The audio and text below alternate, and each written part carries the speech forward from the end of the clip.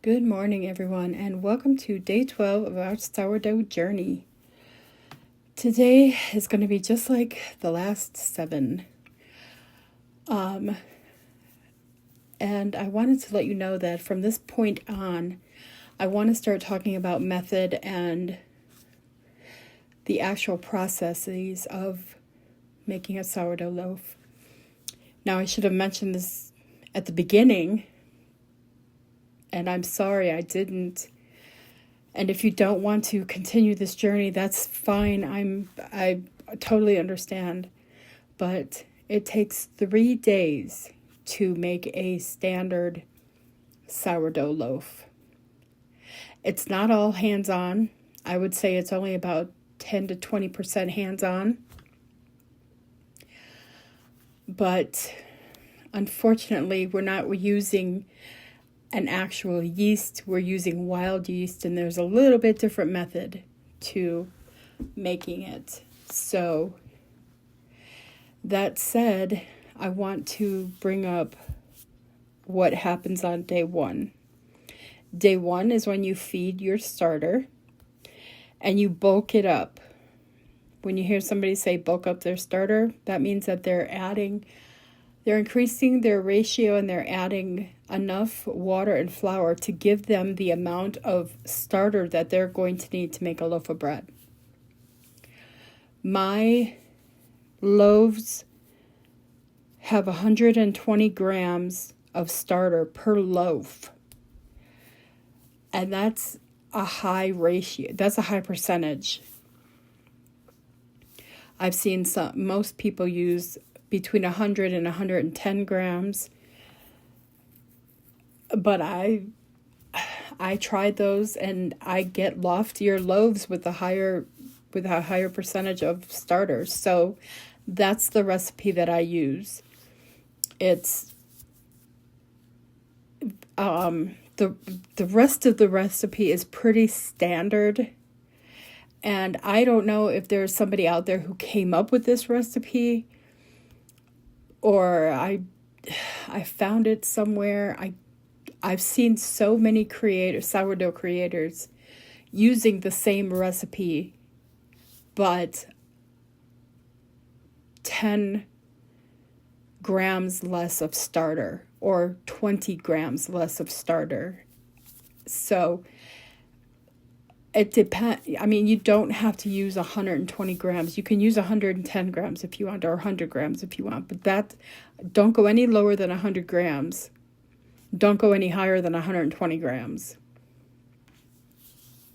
So in order to get to that, because right now we're using a 1 to 5 to 5 ratio using 10 grams of unfed starter. And that is going to give us about between 75 to 100 grams of starter. It's not always going to be that. I mean, the recipes that I share are not always going to be that much starter or that little starter. Some I will share only need 100. I have one recipe for English muffins that requires 150 grams of starter. So it depends on the recipe. Now, I am not a developer by any means, but I have tweaked recipes to my taste, and this is one of those recipes. If you think that 120 grams of starter is too much for your loaves, then by all means knock down the amount of starter that you're using. When it comes to bulking up, so you're going to I use 20 grams of unfed starter, and then I use 75 grams of water and 75 grams of flour. That ensures me enough starter to make a loaf and to have at least some jar scrapings to continue my starter. You don't want to use every single drop in your jar. You want to leave some behind so that you have seed for your feeding. I couldn't think of the word.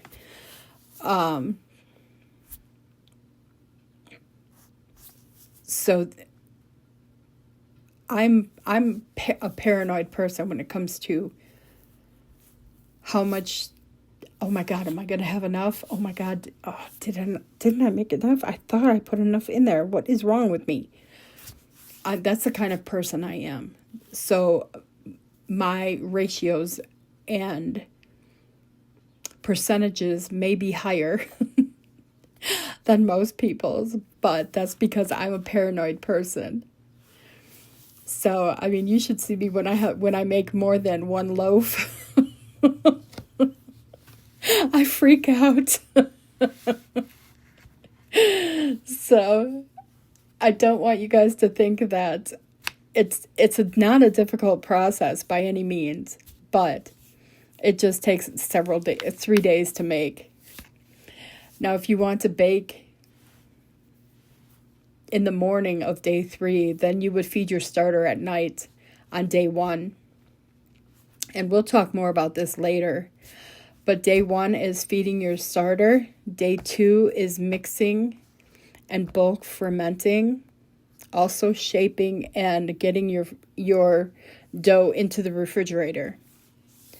You want your dough to be in the refrigerator for at least 12 hours. Some bakers say 8 to 10 hours. I'm more of I'll bake it sometime tomorrow person. And it doesn't matter how long you wait to bake it, as long as it's not more than 48 hours, because then your dough is overproofed and you got the makings for focaccia. And I'm not kidding.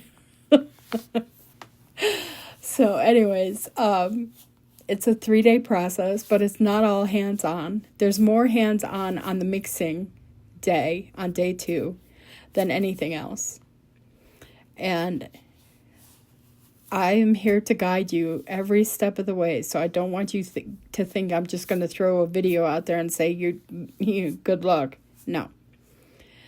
So that said, come back tomorrow for day 13, and we'll talk more about bulk fermenting and day 2. All right? You guys have a lovely, lovely day, and I'll see you tomorrow.